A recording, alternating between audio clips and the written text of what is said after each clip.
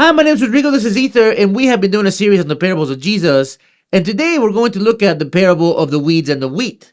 This parable is about the dynamic between the world, the kingdom of God, and evil, and I'm not gonna lie, some people are not going to like this one. To quickly summarize, a man owns a field in which he plants seeds of wheat, but in the middle of the night, an enemy comes and plants weeds on that same field. Eventually, when the workers realize that the weeds and the wheat are mixed, they ask the master what to do.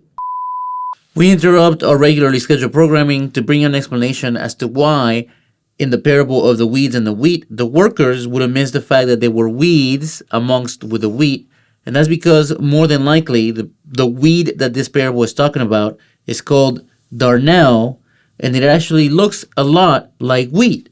So here, let me show you an illustration of wheat, and as you can see, if you look at the head over here in its mature state, it looks a lot like what darnel looks like, which here's an illustration of it, and it looked very, very similar. So again, here is darnel, and here is wheat. And as a matter of fact, you could only really distinguish the difference once both plants were mature enough, because when wheat was mature enough, the head of the wheat would kind of slump downwards like this because of the weight of the grain on it, but darnel would remain straight. So now with that explanation, let's resume our regularly scheduled programming. The master tells them to leave them together, and eventually when the harvest comes, they will separate the two and burn the weeds and keep the wheat. Jesus then explains, the one who sows the good seed is the Son of Man. The field is the world, and the good seed are the children of the kingdom. The weeds are the children of the evil one, and the enemy who sowed them is the devil. The harvest is the end of the age, and the reapers are angels. Just as weeds are collected and burned up with fire, so will it be at the end of the age. The Son of Man will send his angels, and they will collect out of his kingdom all causes of sin and all evildoers, and they will throw them into the furnace of fire, where there will be weeping and gnashing of teeth. Then the righteous will shine like the sun in the kingdom of their Father. Let anyone with ears listen. Jesus' explanation raises some really good questions. Like, does this mean that the kingdom of God is supposed to coexist in the world with sin? And the answer pretty clearly seems to be yes. Does this mean that we ought to be passive towards sin until the end? And I think that would go contrary to other things that Jesus shares, like being a light of the world and salt of the earth. Also, isn't it a little irresponsible to leave the weeds and the wheat in the same field?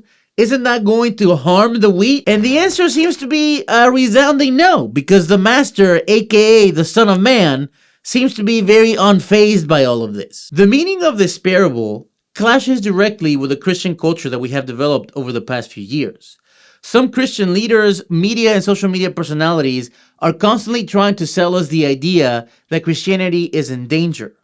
As a result, we have also developed a culture that is hypercritical of anything that we deem a threat, and the list of those things is getting really long. Look, I'm not saying that sin and evil don't exist in this world.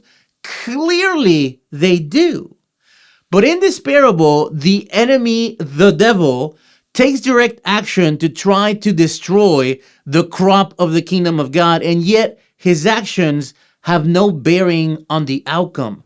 The master seems to be unfazed by what the devil does because he knows that ultimately the kingdom of God and its crop will prevail. Also, this parable makes it very clear that while we await the end, sin and the kingdom of God are supposed to coexist in the same space. And it makes a huge difference if we navigate that space with a constant threat of danger and destruction, or with a victorious attitude, knowing that in the end, we will prevail. Clearly, this parable is pointing to the latter and not the former. And I think it's time for us as Christians to really live up and live in this world with the meaning of this parable at the forefront of our minds and at the forefront of our lives.